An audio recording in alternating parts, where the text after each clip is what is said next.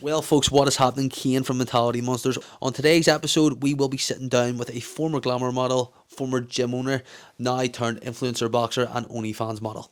And a disclaimer on this episode, in today's episode, we will be speaking about many issues in today's world. We will be speaking about issues from drug abuse right through to sexual assault. So we will be speaking of things of a sensitive nature. But this is definitely one of the most enjoyable episodes which I've recorded as host.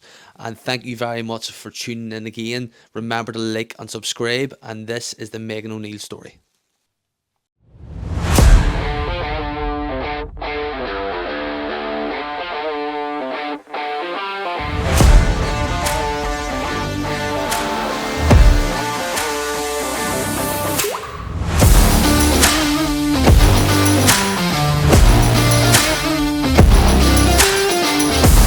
Well, folks, what is happening? Welcome back to Mentality Monsters, and today we are joined with Meghan O'Neill.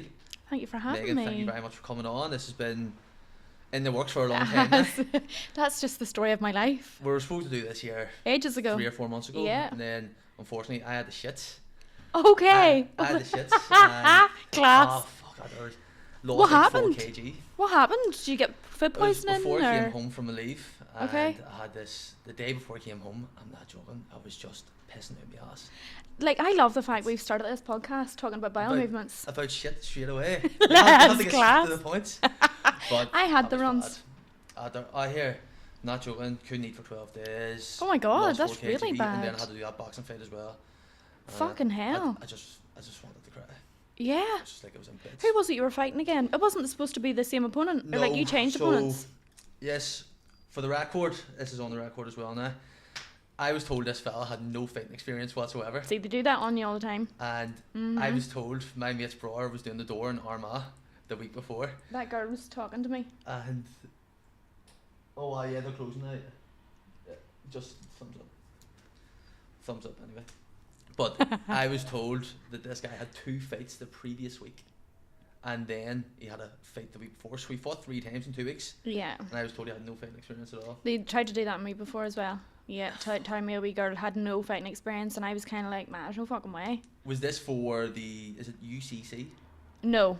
No, No. Was this before that? No, this was after that. After Or that? no, this was before that actually. Before? Yeah, somebody tried to get me into a fight match and was like, "Oh, the wee girl has had no experience." The wee girl I was supposed to fight pulled out. She was scared of me, like petrified, like crying and all. Rang her coach.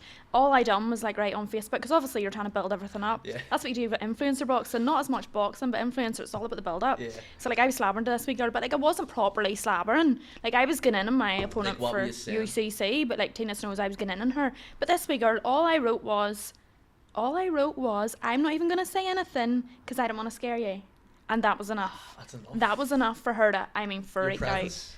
Yeah. Pulled her shell out, was like, no, can't do it. Where was the fight? Like supposed to It be? was supposed to be in Devonish. In the Dadnish? Yeah, and then another wee girl come in and they were like, oh, she said no fights. And I was like, absolutely fucking not. I don't even know what weight she is. There's no way she's my weight. I looked at her and was like, you're 60 kilo. I'm 49. Like, not happening. Yeah, here, I think he was about 8 kg heavier than me, and he was about 60 as well. I was just massive. looking up at him and I was Yeah. like, oh my fucking god. You won, but didn't you? Yeah, technically I won. Yeah, technically I won, but Yeah. he hit me out right hand in the second round. I was out. I was fucked.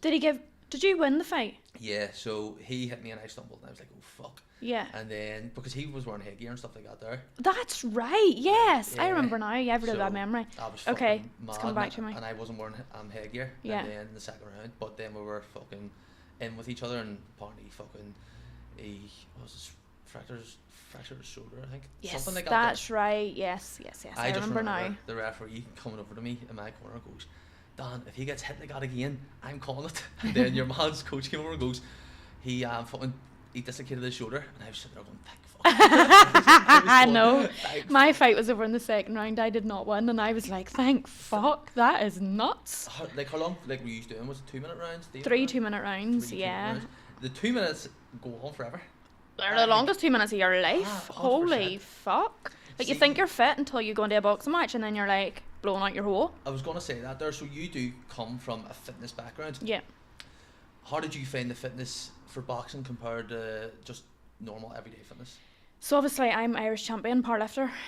All 3 lifts, squat, deadlift, bench. I hold all the records still at the minute. Nobody's beat me so far. What weight class would that have been? 48, At 48? under 48, yeah.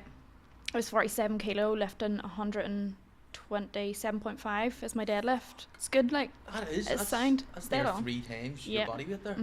So I am strong. Obviously, get drugs tested and all, because Yeah. they were like, what's going on here? Pull you in and all for a drugs test. I don't know if you've probably ever been drugs tested. They literally pull you in and stand in front of you and be like, you're being drugs tested today, Yeah. so sit down and pee. And you're like you cannot fucking fake that. So it was drugs tested. Obviously, everything come back fine. Never took steroids in my life, or any drugs for that matter.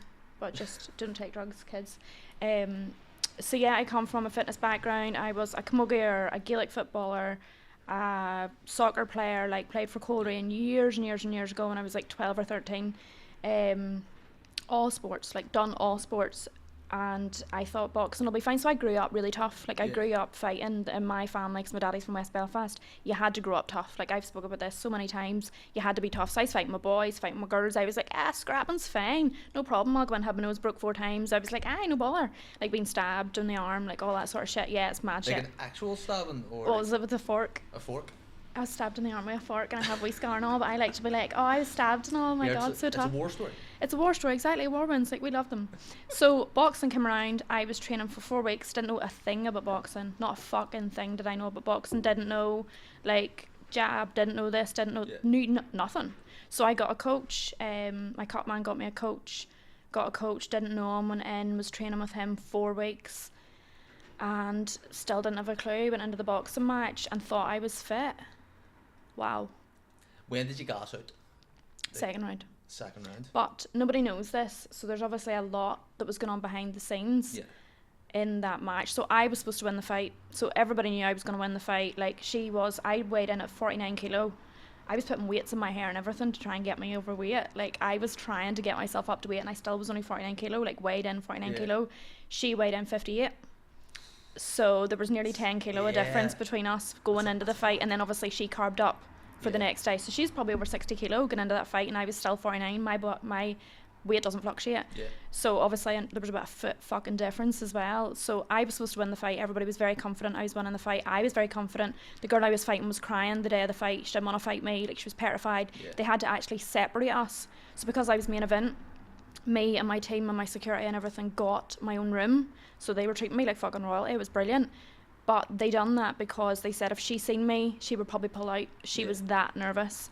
So like I was lying down like fucking having a fucking ball, but I nearly didn't pass my medical that day. So the day before we were supposed to do medical, I took migraines. I take really bad migraines, so I had to just go and lie down. Probably the fucking weights in my hair. They were awful, like fucking my head and all this. I was like, Jesus Christ, so illegal, don't ever do that. But listen, it's influencer boxing, it's a bit of crack. But that was fine. I didn't do the medical the day before, so I had to do the medical that day. Yeah. My coach that went and got fucking blocked all weekend, like I mean, like drugs, drink, everything he could think of was in his system. And I was kind of like I'm not used to this, like, so I was going, is he like off his head? Like what's happening? Disappeared. Texted me the morning of my fight to say that he was not going to be in my corner. He just couldn't do this. He was very religious. He told me that I was evil, that like I needed to find God, obviously because my career. But he was flat out in the gear. Like flat out, like completely off his head. So I was like crying my eyes out, rung my cut man and was like, what's happening? He was like, calm down, it's grand, you're grand. Do you know cut man? Yeah. Andy. Is he American? Oh my god, that was a Dublin accent. Was it? Fuck off. Calm down. Is that not Dublin, that? Kilkenny. Fuck's sake. But he was like, calm the fuck down. So anyway, we went over for my medical. I wasn't passing my medic. I failed it like 7 or 8 times. My blood pressure was through the roof. Like I was fucking freaking out, and I actually had to end up taking a diazepam to calm me the fuck down. Blue or yellow? Blue. I don't know what's that. Blue's the strongest one. Okay. Yellow, I think Irish white. Yellow. I sound like I fucking know all about I don't this, have a clue. No, yeah, I think yellows are so the I later was ones. I was given diazepam, so they were actually prescribed to me just for everybody, because I was taking really bad panic attacks last year, so they prescribed them to me. Now I still have the fucking strip, so I took one to bring my blood pressure down. Like I was mangled, like because I'm so small it just wiped me like that. Like I don't take them only unless I'm having a really bad panic attack, so I took it anyway to bring my blood pressure down. I was mangled getting into that fight. Like my man all were watching at home and were like, we were watching it How going, did you like, feel like going in the ring? Were you I was like this, drowsy drowsy. Like, if you watch me, like, I'm all over the place like this, and that's what people don't realise. Like, they're going, I have that boxing fight that I lost ruined my life, like, fucking destroyed me. In what way? Like, I was set up I had so much in the pipeline to do after that. Like, on the Monday, we were like, right, we've got sponsorship deals, we've got this, we've got that, we've got this. And I lost that fight, and I stood in the ring, like, I mean, I just broke down. Like, I went in behind the scenes and I cried. Like, even the girl I was fighting was like, I can't believe I won. Like, she wasn't supposed to win. Like, I was supposed to win. And I know that boxing can go either way, and I was really giving away too much advantage to her with the height and the weight and stuff. But, like, I had her in the first round. Like, I got a stop in the first round. She got a count. So, like, I was literally 2 rounds up by that point. We get into the second round. I was still fucking drugged off my head. Like, I was wiped out. And I was like, I just remember putting my hands up and then him giving me a count. But because I missed the the rules meeting, because I was doing my medical, like, I was off my head at my medical, and the doctor was like, can you touch my nose? And I was like, woo, like, all over the fucking place. Like, what the fuck? Never took drugs in my life, so, like, this Desbaham floored me. So, like, the second round, we went into it, like, everything was fine, we were doing really well.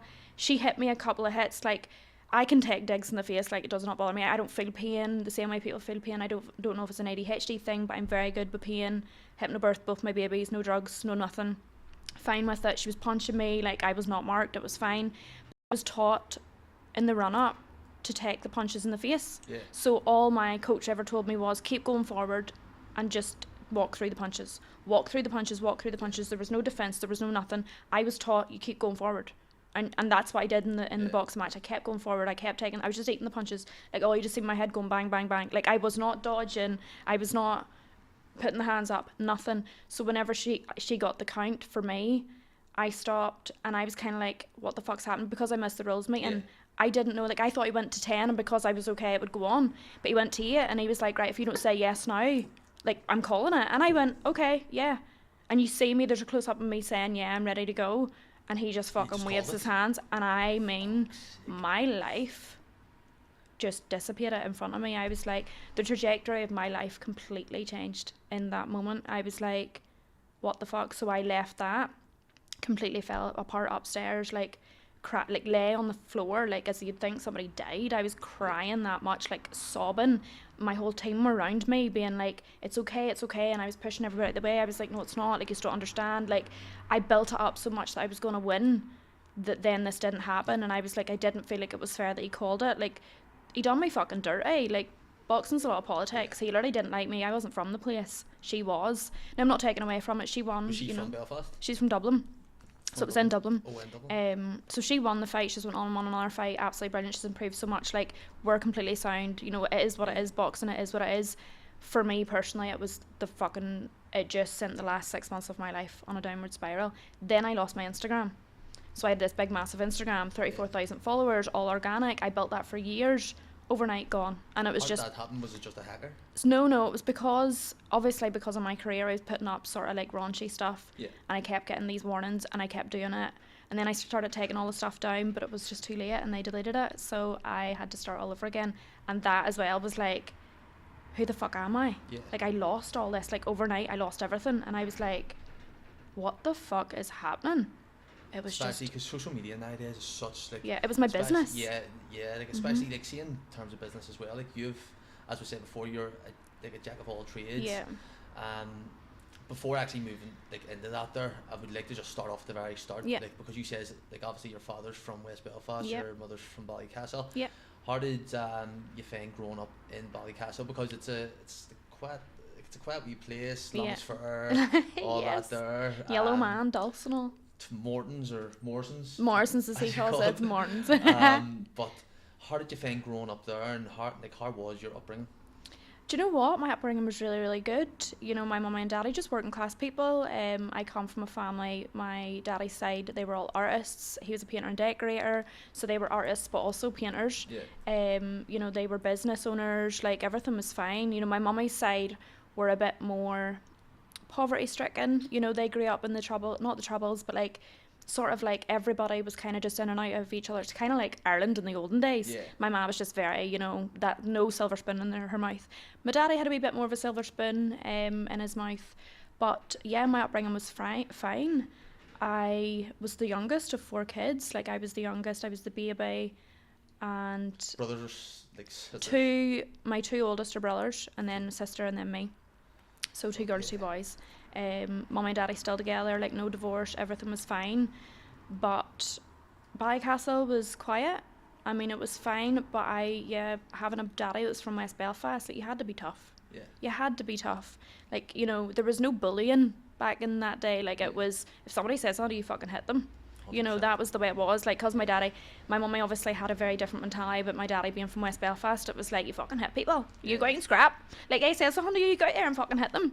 Like, fair digs. Do you know what I mean? That was what you grew up. Brought a wee bit of West Belfast down to Ballycastle. Yeah, and you just kind of grew, and then the rest of his family stayed in West Belfast. Yeah. So we were up and down the whole time. So I seen West Belfast back in those days, and I also seen Ballycastle, and it was like 2 different worlds. Did you like coming up here? I loved Belfast. Yeah. I felt more welcome in Belfast because it was always very, obviously I'm diagnosed ADHD now, but back then I was just always fucking nuts.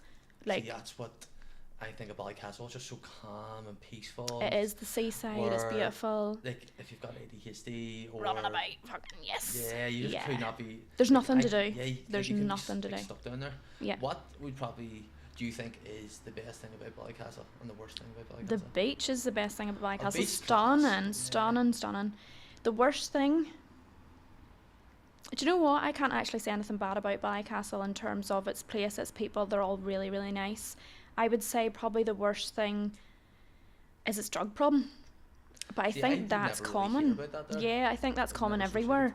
It has. I don't hear about it as much now that obviously my brother's passed away, but obviously when he was alive he was a drug addict, so it was very prominent in our lives.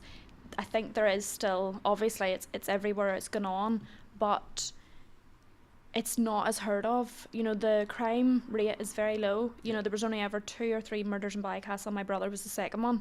You know, before that I think it was a policeman back in the 80s, 70s, 80s, you know, that was it. Like, there's no crime, there's no sort of any crime there. It's very, very good to raise your kids in, it's very good to live there, it's a beautiful retirement place. But probably the worst thing actually, other than, you know, the drug problem, which is everywhere and kind of not just singled out to Ballycastle, nothing to do. No cinemas, you know, I think there's 1 swimming pool.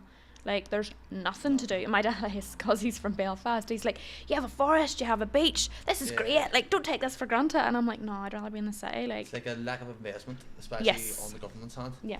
See, like I'm touching on your brother. Yep.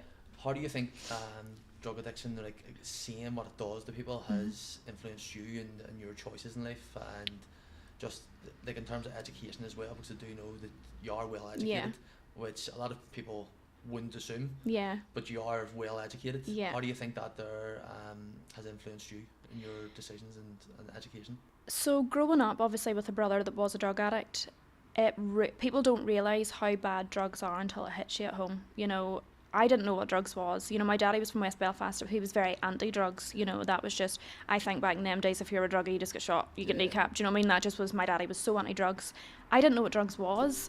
My brother was 4 years older than me, and he started taking drugs, I think, when he was 11 or 12. You know, so he was very young. Scary hearts, so easily accessible at that age, especially. Really, really bad. And what would he have been taking? I think it was just at start marijuana, like weed or whatever you call it. But he was diagnosed ADHD back then, so it was unheard of. Like, everybody was kind of like, what is ADHD? He was a perfect candidate for ADHD, and because of that, obviously I went on to study addiction and sort of, after he died, I wish I'd knew that after he died what I knew then. I wish I'd known it when he was alive, because I stopped speaking to him for 6 years before he died. You know, I didn't want anything to do with him because of the drugs, and it was awful in the family. Like, it was absolutely awful. So I did, after he died, I never touched drugs because of it. I was very much anti-drugs. I actually started to go to Stormont with the DUP. The Sinn Féin didn't want to touch me in Ballycastle. They were like, no, we don't want involved in drug reform, all that sort of thing. So I went to a member of the DUP that I was friendly with, and I was like, I want to go to Stormont. So I actually started to bring my message to Stormont, sort of like, obviously my opinion's changed now with what I know in the education I've given myself, but it was very much anti-drugs. You know, I wanted to go into schools and teach kids about drugs. Now it's slightly different. It's not the drugs themselves that's the issue, but it's trauma.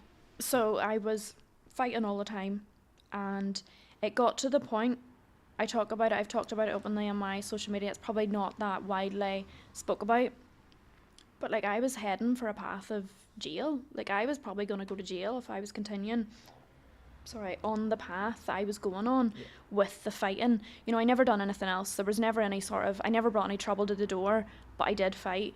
And I was getting, you know, it was okay when you're young, but it was getting to that stage where I was 18, 19 and I was still fighting. Yeah. Nothing scared me as well. And I think... See, fighting, was it on nights out, or was it just like if someone said something to you in the streets? If somebody said something to me in the street, I would have just lifted my hand. You know, I'm still not a big talker when it comes to it. Yeah. And it scared me. There was an instance, I've never spoke about it on a podcast, and I'm probably never going to speak about it on a podcast, but I got very close to doing something at one point that probably would have got me jail time. Yeah. And that was because a girl was... Every time I seen her on a night out, she was constantly picking at me, and you know, we'd scrapped and it wouldn't stop. Yeah. So I was like, I'm gonna go fucking next level here, and you know, it didn't come to that, thankfully. Yeah, it didn't escalate, but there was no fear in me, and that scared me, because I was like, there's no fear here, like I don't care, like there's no sort of worry of consequences. No worry of consequences, no worry of, you know, what's going to happen next, no worry if I'm going to die, like no worry if I'm going to go to jail, no worry if I'm going to have my face mangled, like there was nothing.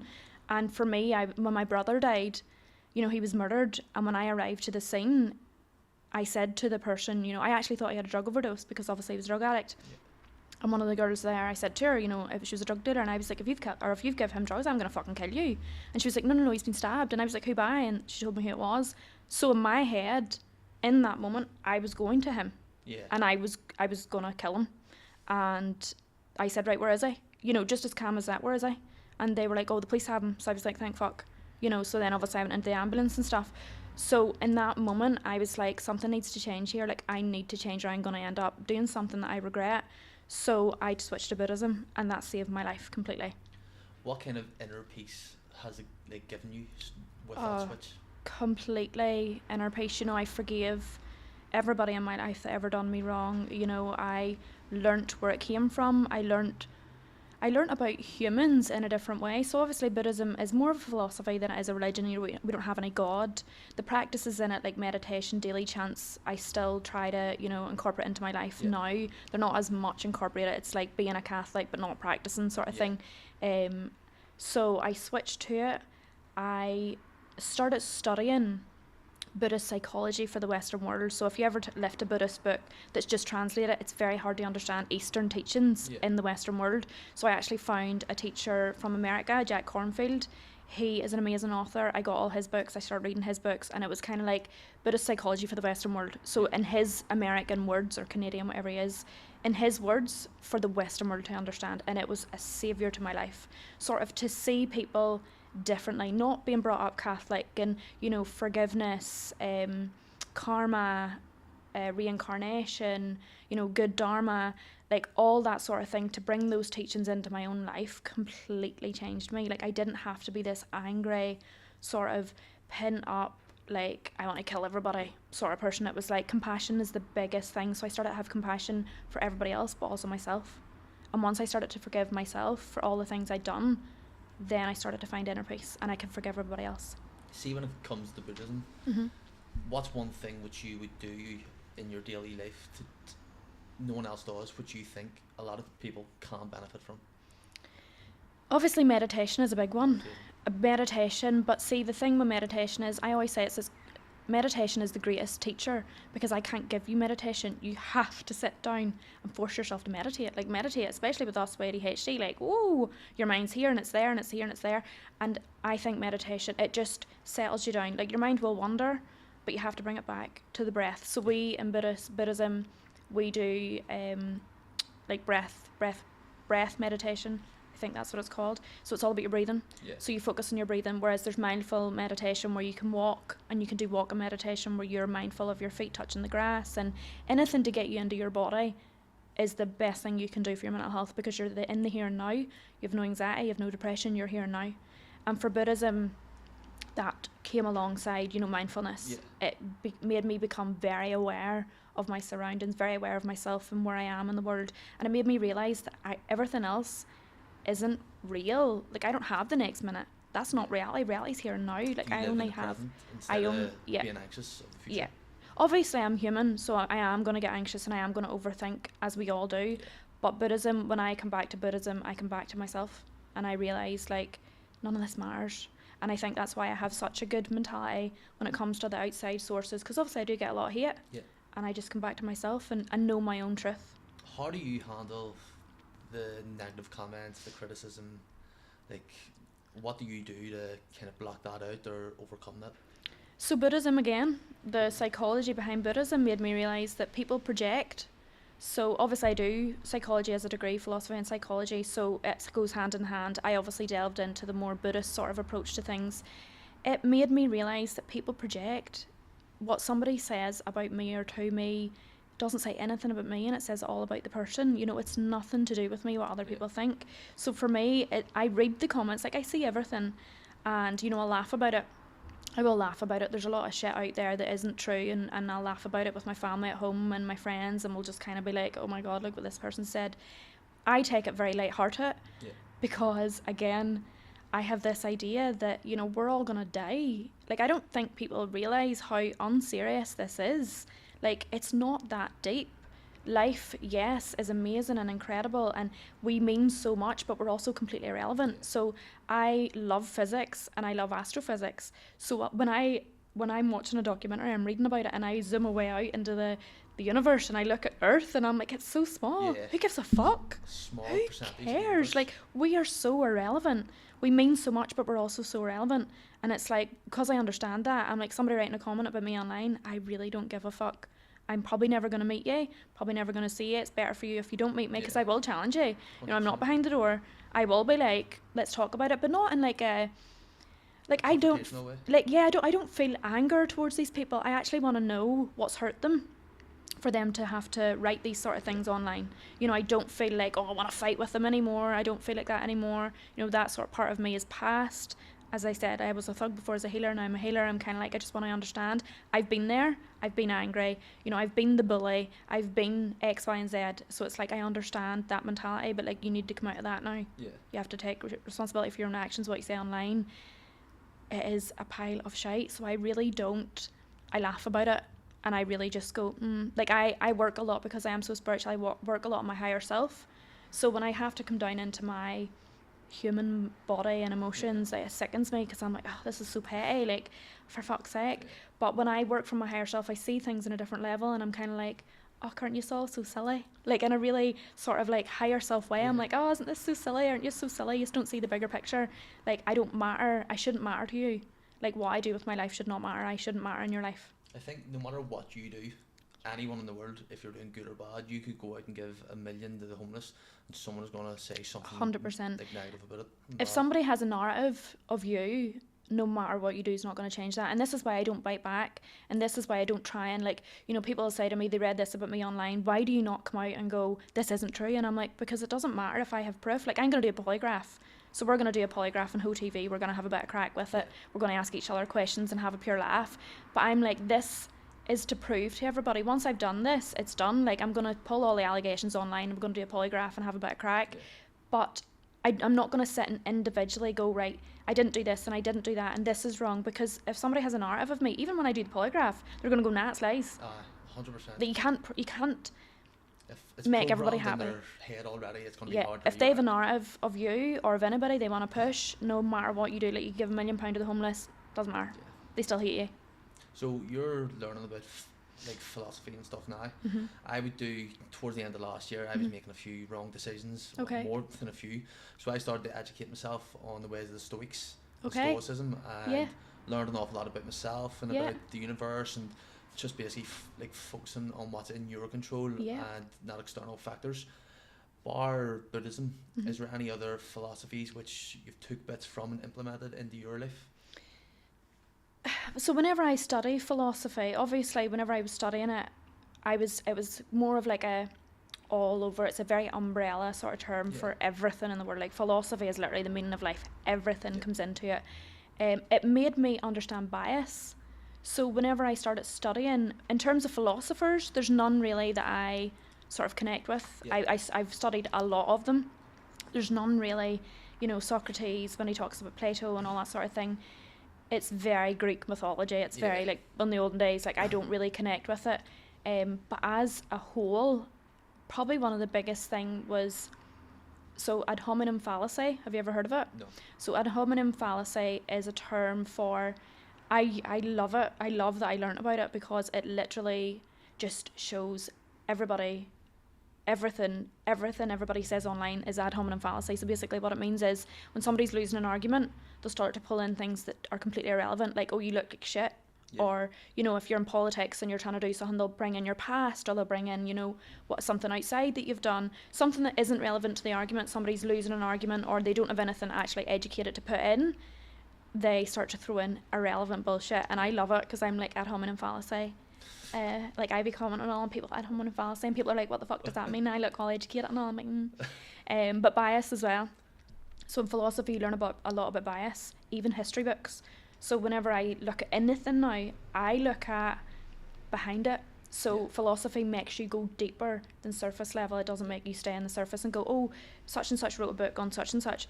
I want to know the author, and I want to know what his or her upbringing was as to why they wrote the book in the way it did. Like bias is everywhere. Everywhere. Yeah, and it runs everything. Like you try and be unbiased. Bullshit. Everybody has a bias. Everybody. Like I have started reading more about the Irish War of Independence and stuff like that there in the Civil War. Yeah. Just to educate myself because again our history on this island is a very deep history and I believe that everyone should be educated 100%, on it. Yeah. But I was questioning my uncle, just saying what books should I read about the Civil War, and he says because like see the Civil War divided two types of people, the pro-treaty and anti-treaty, but the person who's writing that book could have came from a family of pro-treaty or a family, so like as you say, you do need to delve deeper and see where you're getting the information from. Where you're getting the information from. The way you like Emma touched on politics there earlier, your friend being in like the DUP. Have you ever thought to yourself, fuck here, I would mingle into politics? So back whenever I was 20, the local Ballycastle hospital was going to get shut down. So I was a glamour model from when I was 18, you know, I done topless. I've always been very sexual, my sexuality is everything. So whenever I was 18, I switched to glamour modelling. I was modelling from 15, then switched to glamour modelling. And I wrote, it was called, we had a slogan for the hospital, it was called Save the Dal, because it was called the Dalriada Hospital. So I wrote it on my chest. I didn't get my boobs out, I was in a bra, but I wrote it on my chest and put it online, and it went viral. It was a publicity stunt, so I spoke to my management and they were like, yeah, definitely go for it. That's actually a lie, they told me not to do it. But I was like, oh, I've done it already, because I just used to do things all the time, and they'd be like, for fuck's sake, what have you done now? So it was a publicity stunt, and I knew that it would get what it needed, because like obviously we're going back 12 years. That was kind of like, what the fuck, you didn't do that sort of shit. So whenever I wrote Save the Dal across my chest, posted it online, you know, my boobs were, I didn't have any boobs then, but what boobs I did have were pushed up and all, and they were out and you could see them. No nipples showing, like that was all covered, but it got the votes it needed to save the hospital. So after that, I was on the Frank Mitchell show. He rang me and was like, what's going on, you know, because it went viral. And people, is that him who used to do the weather? Yes, and Skull Around the Corner. Yeah, I was on his show quite a few times. But he rang me and he was like, you know, would you ever go into politics? And I was thinking about running independent. There's no, still to this day, there's no groups, parties that I would identify with. If I was going to do politics, I would go independent. Yeah. The reason I don't now is I see how corrupt it is. And when you go in, you only have a little bit of a pull. Like I have loads of friends in politics. You think they can go in and they can do X, Y, and Z, but it's so much higher than that. You have to go so much higher, it's so much deeper. They only have a certain amount of pull, and they get a lot of shit for it. Yeah. Like you want to go in, and I would love to go in and change the world. I'd be fucking Nobel Peace Prize winner if I could be. Like fucking Nelson Mandela. Like I'd be the next one. But yeah, it's not gonna happen. Yeah. 100%. It's not gonna happen. So you said about glamour modelling there. How did you end up, like, seeing you left school? Like, did you go straight into that there, or was there jobs in between? So I was a model from I was 15, so I was still at school when I was modelling. I left school at 16. I studied TV and film. So I did that at Tech. I left that, went and done mechanicking. I was also working as a dancer in Belfast, and I had a job in a local shop as well. And were you staying down there? I was in Ballycastle, so I was in Ballycastle at this stage. And I then, when I turned 18, I was like, I want to be a glamour model. Like, I wanted to just, like, I've always been, my sexuality's always been a big part of me, and I was like, I want to show myself to the world. Like, that's what I wanted to do. Like, I wanted to do that. So I did, and my mum and daddy went fucking nuts. They were like, what the fuck? I'd say your dad went mental. Both of them were absolutely fucking raging. They were like, what the fuck? Like, get this down. That was in the height of my brother obviously also being a drug addict, so we had a lot going on at home. And I obviously added to the mix where I was like, I'm going to be a glamour model. And they were like, what the fuck? So, like, they grew up Catholic. You know, my granny was very fucking Catholic. Like, both of them were very Catholic, mass every week and all. So, like, we were brought up Catholic. This was, like, shunned. You didn't fucking do shit like this. But nobody else in the family cared. Everybody was just kind of like, it's Meghan. You know, they didn't know what to expect from me. Were you, like, was it black sheep? Yeah. You're the black sheep of the family? Me and my brother both. We were both the black sheeps, but we're both ADHD. I think that's why. Just fucking. Well, he was probably a wee bit more. I'm definitely more of a black sheep than he was. See, for the younger ones that wouldn't know exactly what a glamour model is, because it's no longer like in the papers and stuff like that. There, can you explain exactly what a glamour model is somebody that gets their kit off for photos. And would this have been in the papers, like in England or over here? In Scotland, yeah. So I was published in a magazine in Scotland. Yep. And did you get any negative feedback when you started doing that there from people? Yeah. Of course I did. So you've been getting negative feedback all your days, like all my life. Like, I've been hated from I was very young, you know, because I had a reputation of fighting. People would never have said anything because obviously they knew if you fucking say anything to her, like, she's just gonna dig you in the mouth. So I had a reputation very young. So people then, whenever social media started, so nobody said anything to me, but then social media came about, and that's when people could start hiding who they were. Nobody would come up to me, still to this day, nobody will come up to me and approach me in the street and say what they want to say. They'll do it online where I can't get at them. Not that I will, but yeah, I've always from I was young, I was bullied growing up. Like, it wasn't like I didn't see it as bullying back then. Now when I look at it, I'm like, fuck, I was really badly bullied for being small. Random as fuck. But yeah, everybody picked me. Kids are horrible. Yeah, for being small, but I didn't see it as being bullied. Like, and it didn't affect me mentally. Like, I was just kind of like, okay, let's fight. Like, that was it. I wasn't ever bullied for long because it stopped pretty quick. But yeah, I've always, whenever I started modelling at 15 in school, people were like, who the fuck does she think she is? And then my looks started to get tore down. I was kind of like, holy fuck, like, people hate the way I look. I was like, wow, this is mad. Like, I was a bit of an ugly duckling. Like, people, my mama and all, but like, no, you were beautiful. But like, I was never looked at as being like pretty or anything like that. Like, I had my ugly days, you know. And then it was whenever my cousin was getting married, I wore tan and makeup for the first time, and everybody was like, oh my gosh, she's fucking beautiful. So it kind of started from there. Married? No, my cousin. Oh, your cousin? I was only 13. Right. Wore tan and makeup. I never married. No. So yeah, I kind of wore like tan and makeup because I was tomboy. Like, I grew up in baggy jeans, running about with the boys, like playing football. Like, I wasn't into the way I looked. I couldn't give a fuck how I looked. Like, I was more into fighting, and you know, I wish I'd started boxing then because it would have been brilliant. Would have got out a lot of anger.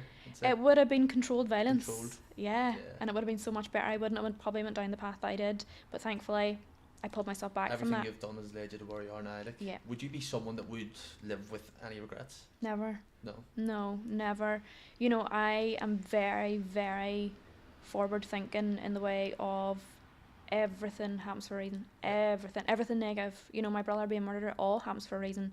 No matter how, like, people used to say it to my ma, and she'd be like, what the fuck do you mean? Like, you know, but obviously I'm different now. Obviously, if it hadn't happened to my kids, that's completely different. That's probably every parent's worst fear, and you can't say everything happens for a reason when something like that happens. So I understood my parents being like, what the fuck? For me, I was like, yeah, everything happens for a reason. You know, this has happened for a reason. I seen it differently, but I do see things differently because I am so connected to the other side.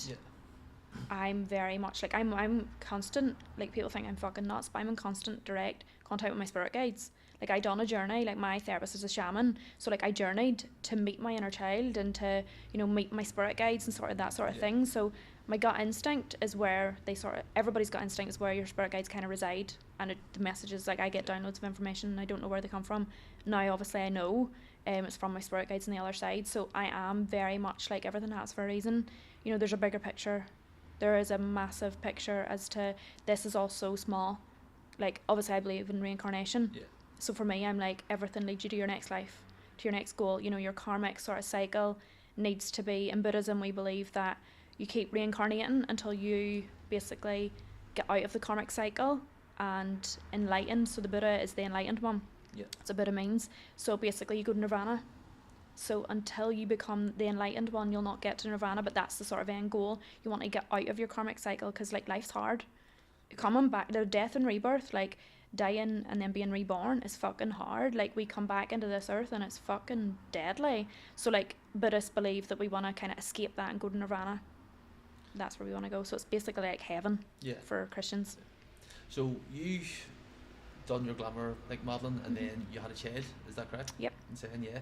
So becoming a parent, how did that change your complete outlook on life and what you actually wanted like to do in life? So I always wanted to be a porn star from very young, and whenever I had my first child, I came away from everything. You know, I became pregnant when I was getting the death threats from the drug dealers.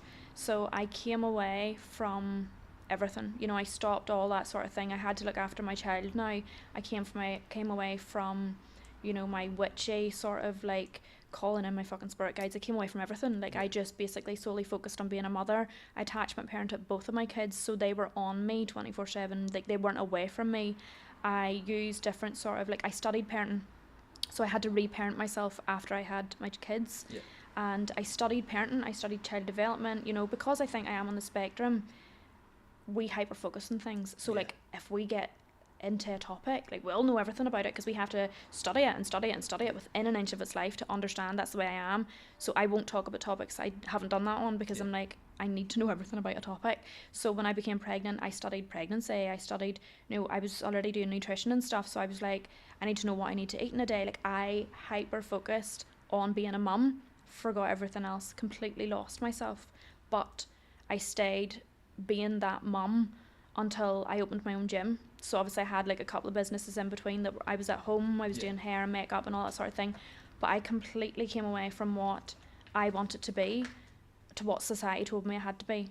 You know, I had to be frumpy, I had to be not attractive anymore, I had to stop dressing a certain way, I had to stop looking a certain way, I couldn't wear the makeup that I wanted to wear, I couldn't express myself physically anymore, you know, in what way I wanted to appear. I had to be this stay at home sort of, you know, mother that had to just do X, Y and Z to be a mum. And I am so thankful that I always was going to stay at home until they reached a certain age to go to school, because obviously with attachment parenting I was like, I need to be there 24/7. Like I never left my kids, but it was obviously to the detriment of myself. I had really poor mental health after I had the kids because I had no help. You know, I was in a very awful relationship and I was on my own with the two kids. So like I had to stay at home and look after them, and I'm grateful that I done that, but it would have been nice to have a little bit of support. So if I had to do it again, it would be slightly different. I would still attachment parent, but I wouldn't be like, no, I'm doing every single feed. I would let somebody change a nappy. I wouldn't be so uptight and be like, I need to control this, because I need, like, I'm very protective of my kids, very sort of controlling in what they see, what they hear, who they're around. You know, if they have friends, I want to know who their friends are. I want to know who their parents are. Like, I need to know everything, and I think that that's because of the way my brother got into drugs and stuff so young, that I'm so protective of my kids. Like, I don't post them online, I don't post their schools, I don't post anything about them. I'm like, people maybe know their names and that's it. So like, do you think your childhood has influenced your parenting style an awful lot, and what you've been through, just in terms of like, even with your brother, do you think that there has like influenced your parenting style? Definitely. I am a very, very protective parent. I wouldn't say I'm a helicopter parent. So like, a helicopter parent, if you've ever heard of it, somebody that's like constantly on their kids, like wanting to know what they're doing 24. I am kind of like that actually whenever I say it out loud. But I've had to reparent myself. So obviously going back to whenever our parents were younger, parenting was different back then. You know, they done X, Y and Z. My parents were very emotionally not there, and they would openly say that. You know, back in the day it was like, people didn't have emotions, you know, mental health, I didn't catch a grip, give yourself a shake. Like my ma always says, like, if you're depressed, give yourself a shake. You know, that's their sort of motto. People didn't speak, people didn't talk about depression, you know, suicide, none of that. It was hush hush under the carpet. So for me, one of the massive things I wanted to change was that I'm going to be emotionally available for my kids. So I had to reparent myself. I had to go through a full like reparenting, sort of visiting my inner child, learning the sort of dysfunctional ways that my parents like brought us up Yeah. and changing that. Like, obviously, my mum and dad are class. Like, I idolised my mum and dad. They're still there to this day. They just emotionally weren't there, but they would openly say that. And then obviously it's got worse since my brother died because my mum's kind of shut off, completely understand. Yeah. My daddy has opened up a wee bit. He's kind of went the other way. He's a bit more like in touch with his emotions, sort of thing. My mummy's kind of like, no, kind of cut off. And I get it. Like, I couldn't imagine what that would feel like. It was harder for me to watch her lose her son than for me to lose the brother. It was just horrendous. But it's definitely changed the way I parent. You know, everything that happened to me whenever I was a child of sexual abuse, that changed everything for me, obviously. And I then decided, I was petrified when I had kids that it would happen. You know, obviously I think that, I don't know if that's every parent's fear, but for me, because I'd been there and I'd done it, I never wanted that to happen to my kids. So I did from very young. I taught them the names of everything. So again, I Googled all this. Like, I researched how to sort of bring your kids up in a sex positive household, that things weren't shunned. They knew they could talk about things and be very open. To me, it was icky and it was horrible. And I was kind of like, oh, I hate to have to tell them the real names of things. Because when we were young, you had nicknames for it. Yeah, Mickey's. Yeah, willies and fucking everything, but it's like, yeah, penis, vagina, vulva. I had to teach them all that, and it was uncomfortable for me. Like, I had to do what was right for them. But like, I went into studies and like in depth and was like, what is the right way to go here? Because obviously my parents were old school, and it was kind of like, you don't talk about that stuff. You know, you just don't talk about it. You know, when I come out and said I was sexually abused, it was kind of like, we don't talk about that. You know, okay, I know it's happened, I'm sorry, but like, that's it. You know, so I obviously had to go to therapy and all for that, but that changed the way I parented. I wanted to make sure they were safe. So like, I went to like is it the RSPC? No, the NSPCC? I can't remember which one it is. And like, downloaded like packs of how to talk to your kids. Like, I really went in depth. Educate myself. Like, I really went in depth. I didn't just skim over it. I was like, I'm the sort of person that I don't go around things, I go through it. Yeah. So for my kids, I was like, and at times it was uncomfortable for me because it wasn't the way I was brought up, but it has benefited them. You know, they know pants are private. They know nothing like that, touch wood, will ever happen, because I have educated them to a certain standard that, you know, consent's a big thing. If I'm tickling them and they say no, that's it.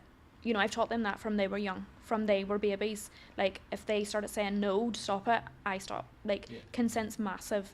Consent's probably the biggest thing in the world that people don't really understand. It's black and white, but people don't get it. Which I've, again, studied and been like, people just don't get consent. Yeah. And this whole rape culture comes into it, but anyway, that's another topic. So yeah, it's everything's happened to me is framed the way I am as a parent. So the first question I want to ask you on that there is, do you think a lot of women, when they have a child, lose themselves because now they're no longer themselves? You're no longer Meghan O'Neill. Mm-hmm. You're a mom. Mm-hmm. You're a mother. Someone is like, you're responsible basically for a life. Do you think that happens to a lot of women? Yes. So obviously I had my female only gym, and most of my girls were mums. Obviously I had right down from 14 right up to, I think my oldest was 63, so I had like a broad spectrum of ages. And women from all different backgrounds, professional backgrounds, you know, every sort of walk of life. I had people coming to me, so I've spoke to every single one of those females and built a rapport and a bond with all those females. And not only that, but obviously a lot of my modelling friends, I find they lose themselves more. Like, some people are born and they're like, I want to be a mummy, that's all I want to do. For me, that was never the case. Like, I didn't even think I could have kids, so it was a fucking wake up call when I had this wee baby that was crying. And like, with my ADHD, I would run in sick to all my work because I was like, I can't be arsed getting up. But when this baby's crying, you're like, fuck, I need to get up here. Like, it was it was a reality check.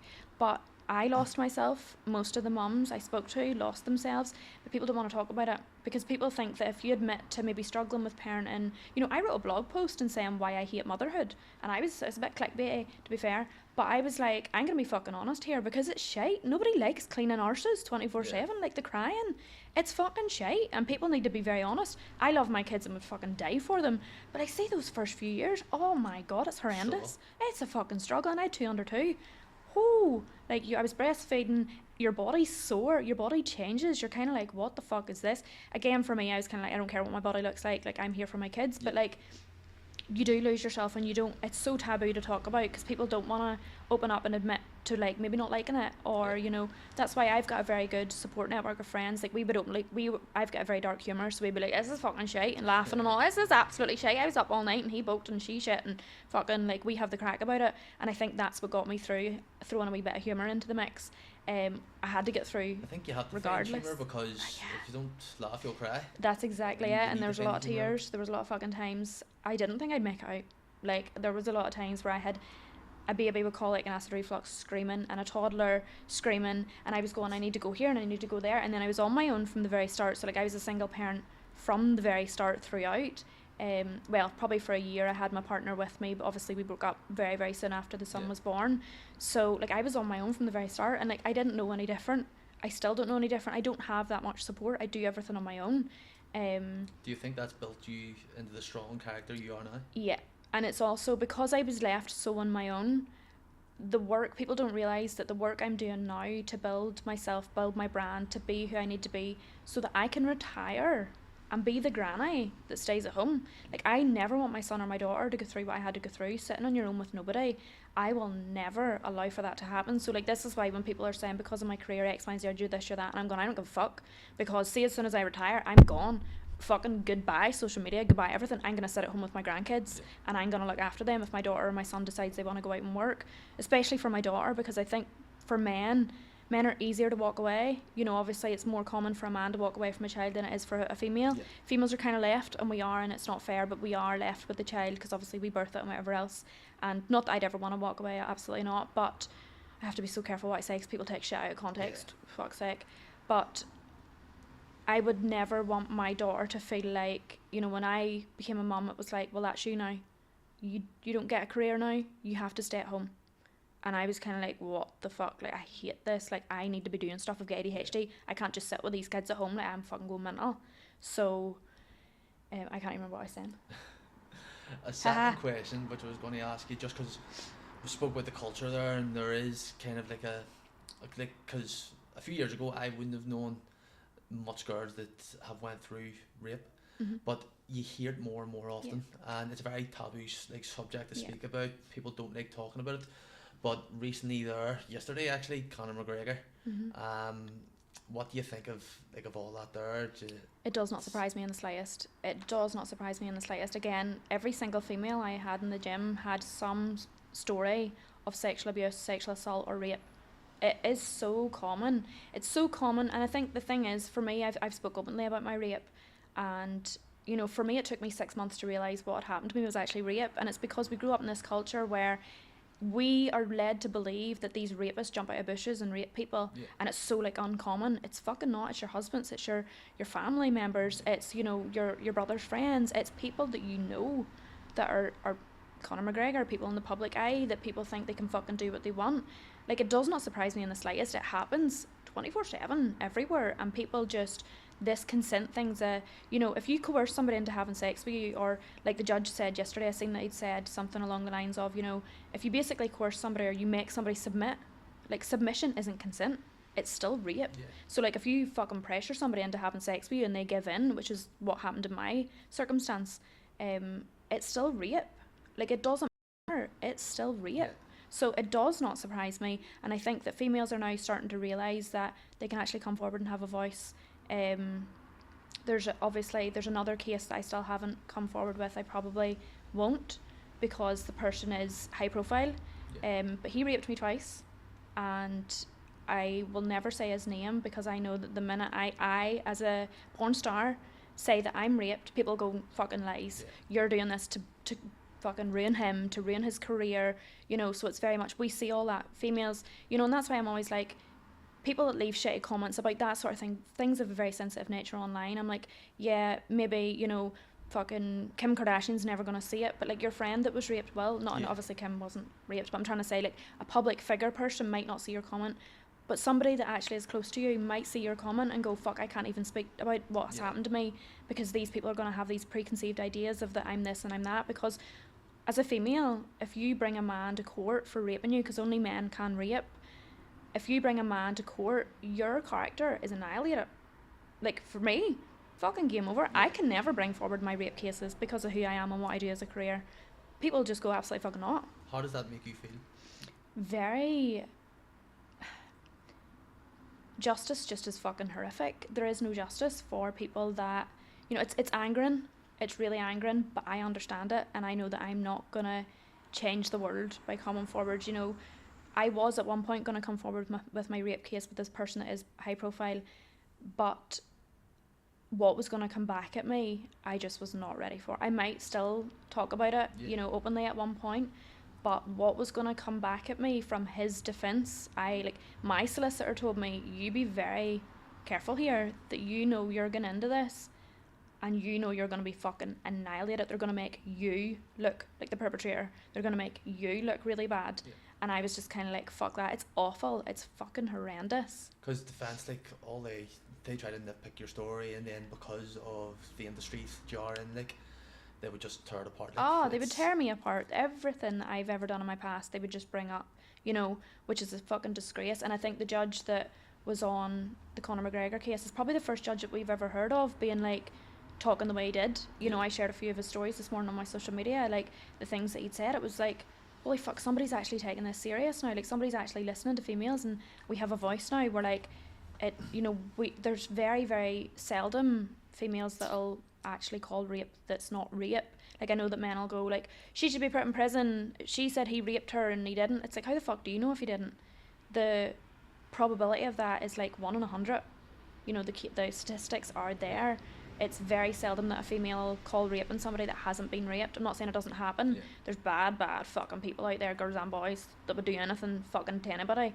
Like, I'm very aware of bad females, but yeah, it's very seldom that happens.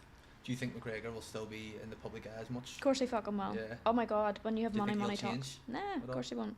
No. McGregor messaged me after my fight. And can you say what he said? Oh, he just said, congratulations, Meghan, baby. And I was like, oh, thanks. Wife and all, well, not wife, but Dee Devlin, isn't it? Yeah. Is that not his wife? I thought they were married. No, I don't know if they're married. I don't know if they're married. I don't think they are. But no, so obviously I was meant to be getting sponsored by his Forged Irish Stout brand. I don't know.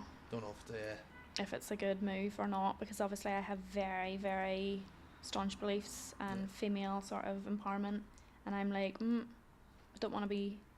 Now that has he been convicted? I think. Or was it think he has, damages? I'm not entirely sure. He was charged. It's not a great look. It's not. Yeah. Especially if it's. No, I mean, you stick to your core values and principles, no matter what. Like, money doesn't matter to me when it comes to, like, money's never mattered to me. I don't give a fuck about money. I would rather be sitting in the dole happy than sitting with fucking millions and an absolute cunt. Excuse my language. I have done a few publicity stunts that are fake, obviously, and a lot of people hated me for that, but fuck it. It made me money. The people that mattered. People that knew the crack. But yeah, no, when it comes to my actual beliefs, my actual core beliefs and values, they'll never fucking change. You touched on owning your own gym. So is that a female-only gym? Female-only gym, yeah. And what gave you kind of the business idea for that there? Because you don't hear it very often. Yeah. I've heard of one. I think there's one in like Lisburn, maybe. There's one in Dunmurray. My sister goes to as well, yeah. So what was the idea of that there? So obviously I'm qualified PT level 2 and 3. Like, I have a background in like fitness nutrition, sports nutrition, all that sort of thing. I don't have any qualifications in those, but I have a background in studying it. Again, probably studied more than people with fucking qualifications, because my mind, I'm like, I need to know everything. Loved it. Obviously was in the fitness industry for years, got people ready for stage, and as I had the kids, I came away from the whole fitness industry and just focused on them. And then a fella in a local gym, obviously I was powerlifting at the time, I'd won my first competition. He was like, I need somebody to do a strength program for the girls down here, please will you do it? And I was like, no, like, listen, I don't want to get back into the gym, like, it's not my passion, I don't want to do it. And he was like, please just do a class. So I was like, fuck it, I'll just start a Facebook page. And I was like, I'll give myself the goal of having like maybe 10 clients by Christmas, and this was August, and by like the Wednesday I had like 12 clients. Like, it just went and within 5 months I opened my own gym. So I started PTing out of a gym. Within 5 months I had my own gym. I decided females only because I was told that it would just cause too much drama for me to coach men because of the way I look. So I've always been people say pretty privileged, load of shit. Like, I've been fucking harassed and abused because of how I look. My looks fucking triggers people, like all over online. They're slabbering about the way I look, they're doing everything. Like I don't give a fuck how I look. Like to me, I'm in a vessel. Like my soul is completely separate to this. So like I don't identify with how I look. I look a certain way because I want to, not for anybody else. Do you think you get judged a lot on your looks? Oh, massively, all the fucking time. Like, so this is why I chose to only be female coach, because I was like, I'm not fucking having drama with men. Obviously, when you're in that PT, you do grow close together. So obviously, I'm heterosexual. I'm not gay in any way or bisexual. So I was like, you know, whether I'm training gay people, I don't care, but like they'll know there's a boundary there. Whereas men and females, they can sort of blur the lines, and I'm like, I'm not even having a female come to me and go, you were flirting with my boyfriend because you were training him. I was like, no, there's only one reason men would be coming to me, let's be fucking honest, to be trained by me. Like, I'm not fucking stupid, you know, like, I might act stupid, I'm not stupid. I can read men like a book. I was like, nah, fucking not happening. So I opened my own female-only gym. It was a safe space for like domestic violence, all that sort of thing. Again, I got educated on all that. I was fucking really educated on all that from my own personal experience. But yeah, it became a safe space. So I helped a lot of females out of like really awful relationships as well. Would you say it was more of a community than... Yeah, massive community. It became such a massive community and I loved it. But then obviously OnlyFans took over and that was where I wanted to go. So I closed down the gym. Are you still doing the coaching now? No. Online coaching? No. How did you find running your own business for that brief time? I know you've done the likes of hair extensions and makeup artists and stuff. How did you find that there? Because you had to pay rent and stuff. Rent, I had rates, I had rent, I had the overheads. I would always say to people now, if I can give any sort of advice to anybody wanting to start their own business, if you can do it at home, fucking do it at home. Like whether you want people to come to your house or not. Obviously for me it was different because I had all the females. I was going to build a gym onto my house. Because I was like, the overheads are, I see if you can just do anything to not give you overheads, fucking go for it. If you can go somewhere for free, do it, at least until you build yourself up. I just went straight to getting a gym and it was successful. Like I had a really successful gym. Like I was making some amount of fucking money, especially with OnlyFans and on the side, but again the money just didn't make me happy. I don't care about the money, it wasn't making me happy. I was getting to the point where I was like, I don't want to go do this. I was cold in a gym. You know, it had no heating in it. Like I had 2 heaters. Like a gym's fucking cold. It was a big industrial estate. Like especially in the winter as well. Yeah, like and it was Baltic. You were standing there fucking freezing. Like I had the heating on. I was still freezing. But I loved it, and it was difficult with the 2 kids. Like I had to bring my kids with me to the gym all the time. I had no childcare, so the kids were with me at the gym unless they were at school. They were with me at the gym 24/7. Every time I was working, they were with me, you know. But I loved it because they got to meet so many new people, and they also got to see like that fitness. Like I was teaching my daughter to squat. Like her nanny on her daddy's side is actually a powerlifting champion as well. So like she's just built for sport. Her daddy's a bodybuilder, so I was like, she's just built for sport. So I was teaching her to squat, to deadlift. I was teaching my son, like he was teaching bench, and like it was great to have the kids, give them that sort of foundation. So it was such a good thing, but again, my heart just wasn't in it.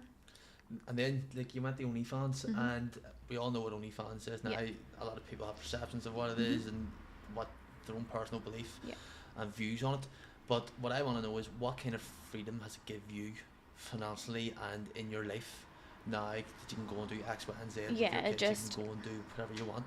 How has it benefited you in life? Every way. It's given me freedom, not only financially, but to completely express myself. As I say, like money, people always ask me about the financial side of it, and I won't talk about it. I'm just like, it gives me enough to get by. It gives me enough to do what I need to do.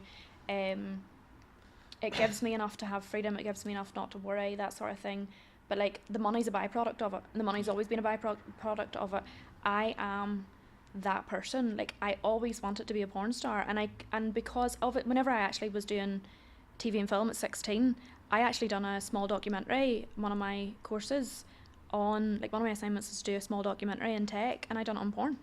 Like I loved the porn industry. Like I just found it fascinating. How was that there handled in the class? Fine. Oh my god, yeah. Like people that I speak to personally on a personal level are completely fine with it. It's really only people online that are really like, they can hide themselves and be anonymous. And I'm like, have you never watched porn?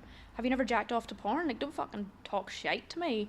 Like, people just have, especially here, see Christianity, again, philosophy's taught me so much about how far back this sort of, you know, misogyny and sort of patriarchy goes, where it's like, females can't do this. It's like, oh, if you're a man, male porn star, whoa, cool. But if you're a female porn star, oh my god, you're awful. I look at it completely differently. That's why, again, when people are good saying X, Y, and Z, I'm just like, okay, like, it just doesn't make sense to me. I'm going to die in 100 years. Nobody gives a fuck that I'm doing porn. You ended up going into the porn industry itself. Did you approach them, or did someone approach you? to do that? So the way the actual porn industry came about was I was in a podcast, and one of my friends who's also in the industry, she was saying about a fella to do a collab with, and I was like, oh, okay. She showed me him, and I was like, yeah, okay. So we actually were supposed to do a threesome scene for my first ever scene. Yeah. She actually had to pull out. She was filming a TV program or something at the time, and so me and him actually ended up doing a scene together, and it just started the ball rolling from there. I became really, really popular. People wanted to work with me. Like, it was insane. Like, I was kind of the new sort of person. New kid on the block. Yeah, basically. people were like, oh my god. And it still is the same, but I have stepped back from it. When I started boxing, I stepped back from porn completely. I stopped working doing porn in March. I completely stepped back from it. I focused on boxing, and again, I put so much money, sweat and blood and tears into that, and it didn't pay off. So I kind of sat back and went, oh fuck, I need to get back to work here. Yeah. So I have went back to work. Again, it's very few and far between. I don't really know where I am at the minute because of the whole boxing thing. Like, everything kind of took a hit. Like, my confidence with boxing and all took a hit. I was kind of like, what the fuck happened at that? Like, I watched the fight over and over. That's why I'm like, I put so much into that one thing and it didn't pay off. And I was kind of like, now I'm kind of like rebuilding myself. Yeah. So I don't know if I'm going to go fully back into porn, or if I'm maybe going to do like dip in and out of it. I do have a few people I still want to work with, but I probably only will do professional porn from now on. I probably won't do anything for my OnlyFans. Well, I still sell it on my OnlyFans, but not as much low level stuff.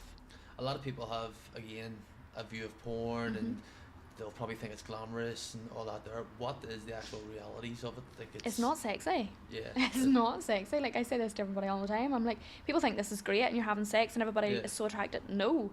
I don't know anybody that's attracted to each other in porn. Like, we all have to put it on. Like, it is fake. See, like, it's acting. It's staged. Is there an awkwardness in it? Yes and no. Whenever you're first into it, you're kind of like, what the fuck? But the people you work, like, I've never worked with anybody awful in porn. Like, porn is the best industry I've ever been in. Like, I always joke about it, and I'm like, everybody's having sex, everybody's happy.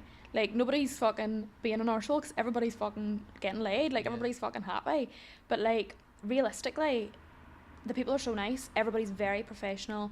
There's no seediness. I think everybody thinks the industry's very seedy. Obviously, there are seedy people in every industry, no matter if you're in porn or if you're in the construction industry. Like, seedy people are about.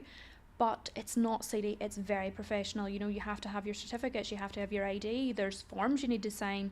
You go in, you do X, Y, and Z, then you'll go on and you'll do your social media content, and then you'll do your porn last. So it's very much, the majority of our work is social media. And that's obviously why I got my Instagram taken down, for fuck's sake, 'cause I was posting it all on there thinking, this is fine. Just in like bras and pants, but they didn't like that, so they took it down, but I'm trying to get it back. So I'll do it differently next time. But then you do the porn. Now, it's very staged. It's going to be this scene, this angle, this angle. You're going to stop in between. You know, it's not like, there's no fluffers. People think there's fluffers to keep men hard. Load of shite. Doesn't work. Doesn't happen. There's nothing like that there. There's loads of secrets in the industry. Obviously, I'm not going to tell anybody. But there's things in the industry that people don't know about to, you know, keep people working, you know, keep erections on. Like, there's loads of things that happen in the industry that people aren't aware about, and it's acting. Like, I'm not going to give away the secrets. It's acting. It's not real. It is. There's no awkwardness, but would you ever go into actual acting? no, I'm shite. Nah, I'm shite at acting. I can porn act, because you're not really there's a few lines, a few dialogue, but it's more physical. So like, yeah, I can do that. But the actual acting part is a bit cringy, because we all sit behind the scenes and, like, you know, sometimes we don't have production teams. So like, I went to a mansion in the summer. Well, it was before the summer actually. I have no concept of time. It was like January and February actually. And it was all 30 porn stars in the house, and we were all each other's production team. So there was people there with actual cameras, and like actual production sets, but there was no actual production team. So we all just kind of fill in for each other, because obviously we know the angles and stuff. I'm actually probably better on the other side of the camera. Like, I'm absolutely fucking unreal at getting the angles. Like, I was doing angles for my friends, and I was like, this is fucking class. I showed everybody on. Look at the cum shot I done. I filmed that. But like, yeah, it's, everybody does kind of cringe. We laugh and all behind the scenes, and we're like, oh, this is so fucking cringy. Doing TikToks and all, it's cringy as fuck, because it's so cheesy. I'd say like it would be like, it'd be awkward, like, but doing the actual porn, it's not icky and it's not weird, it's not uncomfortable. But it's doing the more TikTok-y sort of like, oh, you're like, this is so ick, and you have to be all like fucking shivering on, like, oh, that's ick. Right, so this is just a few questions we received on Instagram. So the first one is, what's your stance on influencers calling themselves boxers on fit? Say that again. What's my stance on influencers So calling them? themselves boxers after one fight. I don't know why there's an issue. If somebody wants to call themselves a fucking female when they're a man nowadays, they can do that. Nah, personally, I don't care. You want to call yourself a fucking politician after standing and doing a fucking youth development program? I don't care. Let people call themselves what they want. If it bothers you that somebody's calling themselves a boxer after one influencing fight or whatever, let them. Yeah. Why does it bother you? Like, obviously nobody else is going to think they're a boxer. For me, like, I'm a semi-professional boxer. That's the way I fight, with no headgear. It's semi-professional.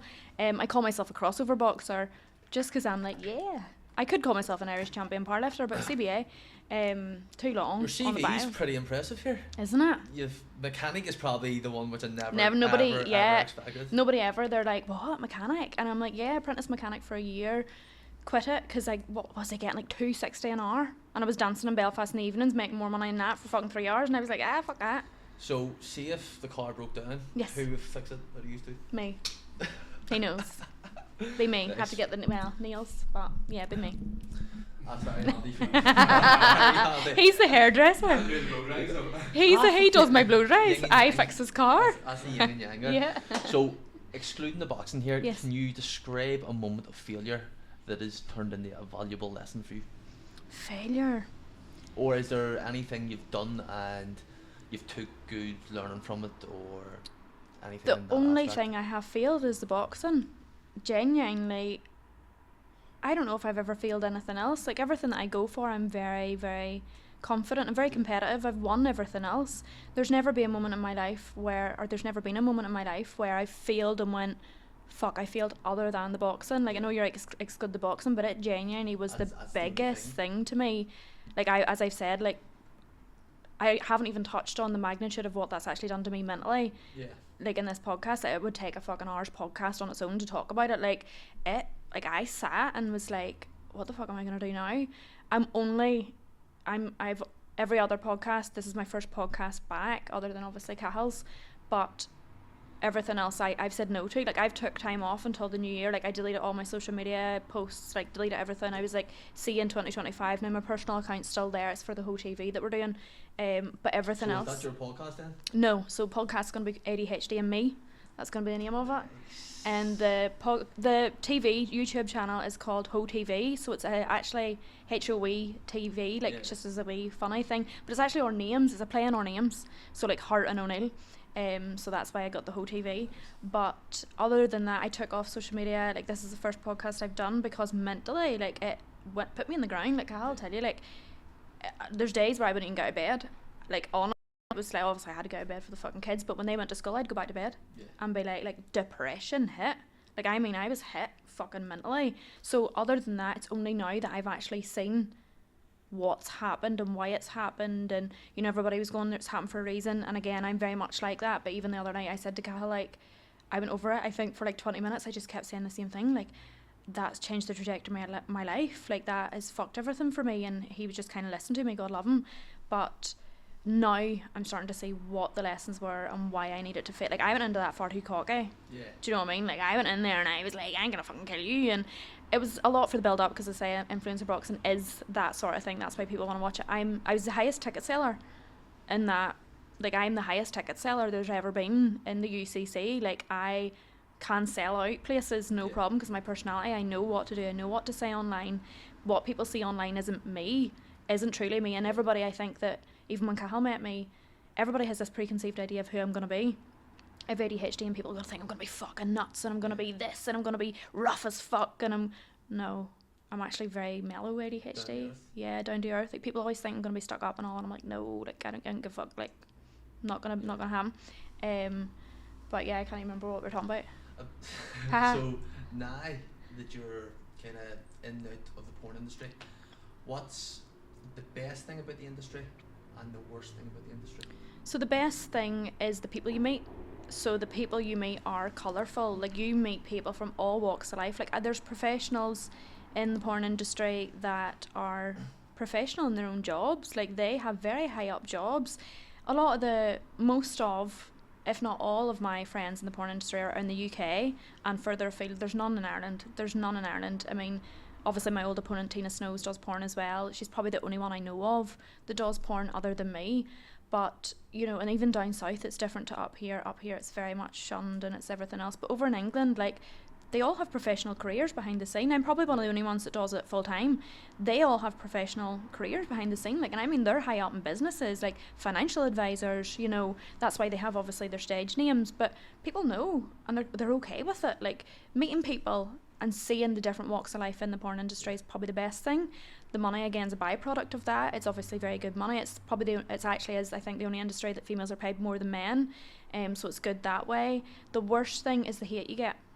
It's the hate you get. It's nothing to do with the industry, but the people outside it conceiving it in a certain Small way. minds. Yeah, and trying to ruin you for it. And I want to go on and do a PhD. So once I finish my degree, I'm going to skip my master's and go straight to my PhD.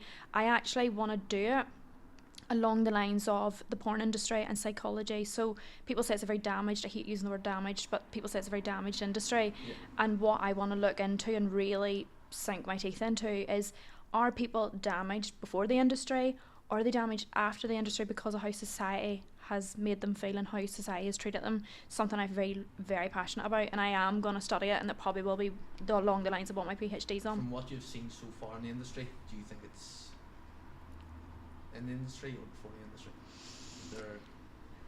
See, Is there a lot of mental health issues in the industry itself? there's a lot of mental health issues everywhere, but so you do see it in the porn industry because it's an easy industry to get into, and it's an easy industry to make a little bit of money. Yeah. Now, when I was at the mansion house with 30 other porn stars, you know, there was only a few of us that were really sort of like not on drugs, not drinking. You know, I sat in my room. I actually took myself off to the cinema room in the mansion and read a book every single night, and they were all partying, and not all of them, obviously.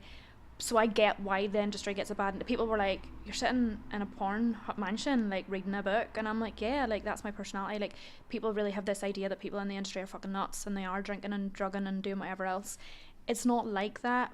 But yes, there is a lot of people that are in it just for the money, and they're doing anything for just a little bit of money because maybe they do have an addiction, or maybe they do have X, Y, and Z. I look at them with obviously compassion and want to help them, and I think those are the people, because people love misery, people cling on to that and go, that's what the industry's like, it's seedy, and it's people that are, you know, have mental health issues. That's not the case. There's people like me that are fine, other than ADHD. Like, I'm completely fine, obviously, other than losing my fucking box match and I'm depressed, but other than that I'm fine. Yeah. You know, there is people completely fine. So I think that every industry has its rough and ready people. I think the porn industry just gets a bad rap for what it is. And lastly, what's next for Meghan O'Neill? What's next on the cards? There's a few things. There's a few things I want to do next year. I mean, I've took the rest of this year off. I'm not working now until next year. I've completely took it off. This is probably the only podcast I'm going to do. Sorry, Bear. I know that you want me on, but I'm going to probably do that next year. There's a few different things that's never been done from somebody like me. Somebody in Northern Ireland, actually. There's a few things that haven't been done that's going to be done by me next year. And I can't let it go, but it's big. It's big. Happy Yeah. days. Well, thank you very much for Thank coming you for on. having me. Really appreciate it. And Thank you. Carl as well. Thanks for coming down. Appreciate that. Thank you. Cheers. Yes. Thank you.